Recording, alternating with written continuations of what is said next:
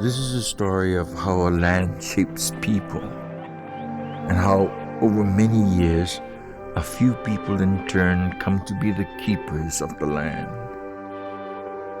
It is a story of cows and horses and cowboys.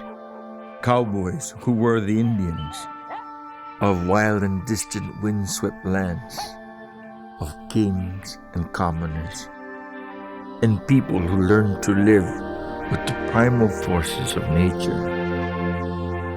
In country unlike anything in the American West, surging surf on beaches of black sand, treacherous lava rock, dense rainforest, vertical cliffs of crumbling rock, and all punctuated by volcanic eruptions and the occasional tidal wave.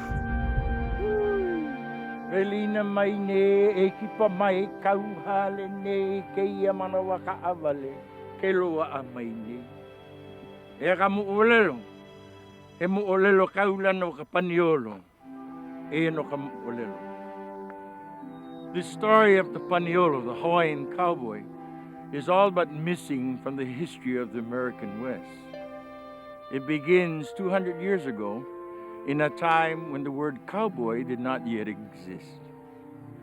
A time when young men of Indian and Spanish blood, vaqueros from the great haciendas of Mexican California, made their way to these islands to teach another native people, the Hawaiians, how to ride and round up cattle. So the first cowboys weren't the characters we've grown up with in the movies. In fact, my great-great-grandfather was a vaquero from Mexico. And we knew him only as Hoki Paniolo, Hawaiian for Spanish Jose. So, no laila, hiki ia o ke launa pu me o kou, me ke ia mo olelo.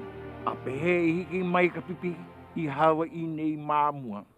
Let us share with you the story of how cattle and the first cowboy came to be.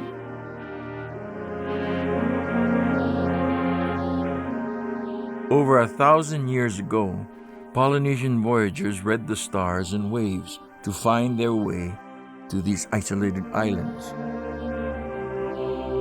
While British Captain James Cook is credited with the discovery of the Hawaiian Islands in 1778, there is evidence that the Spanish were here 200 years earlier, a link that would reappear and leave enduring marks on life in Hawaii.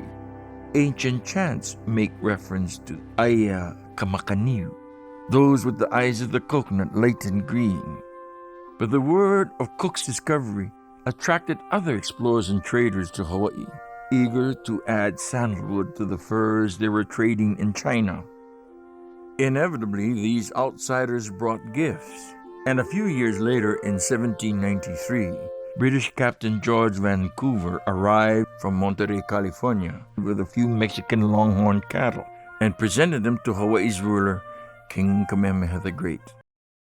Today, the keepers of Hawaii's Paniolo tradition can still be found in one of the oldest tack rooms in America, on the sweeping slopes of Mauna Kea. Adios, adios, que aloha.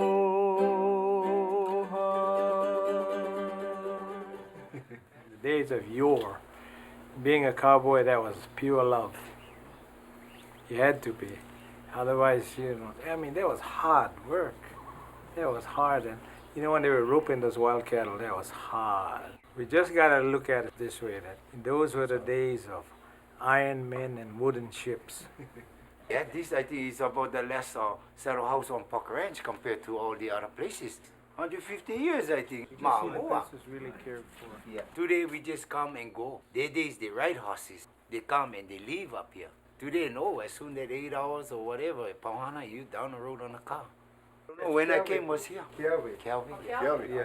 Ma'amua. We poured concrete here. I say we saved this because it's one of the last. But you look over there now, it's all pipe. That's the way they want it. But I say, no. We keep the old way. We keep the old way. Twice older than me. I say, like Yutaka. Papa over there is what, over 90? This one's spring chicken. Oh, yes. Every day, you know, hey, this thing is very precious. right. That's how I started. And if I leave or whatever happened with me, hey, that's Paniolo right there. Right. The thing was here before Was you. there. Yeah. And then you respect. Right. Maintain you sweep, clean. Nah,